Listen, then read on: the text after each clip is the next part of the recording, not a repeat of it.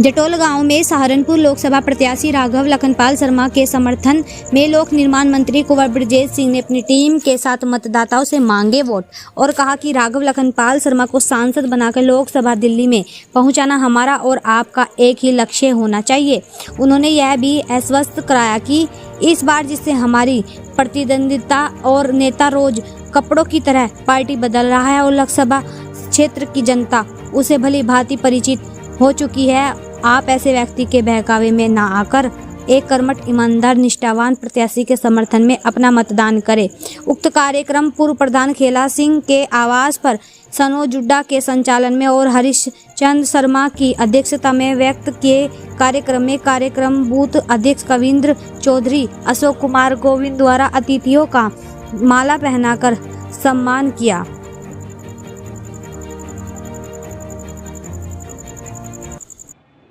क्योंकि ये चुनाव इस विधानसभा का विधायक चुनने का नहीं है, ये चुनाव हमारे सांसद को चुनने का है। और जिस सांसद को आप चुन करके भेजेंगे, जो देश के प्रधानमंत्री जी ने नारा दिया है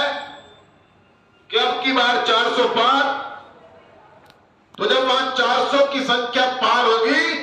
उसमें एक ईंट आप लोगों की ताकत के दम पर सहारनपुर और उस नींव में जब ईंट सहारनपुर की लोकसभा लगेगी, तो आपका जब एक एक वोट गिना जाएगा, आपका एक वोट अगर गलत दिशा में जाता है तो अराजकता और दंगे पैदा करने वालों का प्रदेश बनाने वाले लोग आते हैं, और अगर आपका एक वोट सही दिशा में जाता है तो जो नरेंद्र मोदी विकसित भारत 2047 में और समय बहुत कम है, तो कैसे पार करेंगे? देखिए, भारतीय जनता पार्टी में प्रत्येक कार्यकर्ता अपने आप को प्रत्याशी मान करके काम करता है। लोकसभा का इतना बड़ा क्षेत्र होता है, चाहे वो कोई भी प्रत्याशी हो और किसी भी दल का प्रत्याशी हो, कभी भी वो 100% गांव का भ्रमण नहीं कर सकता है। लेकिन हमारा जो कार्यकर्ता है वो अपने आप को प्रत्याशी मान करके काम करता है, इसलिए हमें इस मामले में जरा सी भी कोई चिंता नहीं है।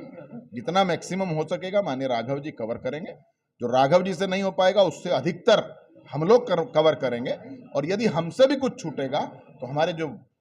बूथ अध्यक्ष तक का कार्यकर्ता है वो स्वयं कवर करेंगे। एक राजनीतिक क्षेत्र में नारा है, क्यों पड़े हो चक्कर में, कोई नहीं है टक्कर में। एक प्रत्याशी हैं जिनको 2014 से लेके 2023 उन्हीं के परिवार के मेयर लड़े थे,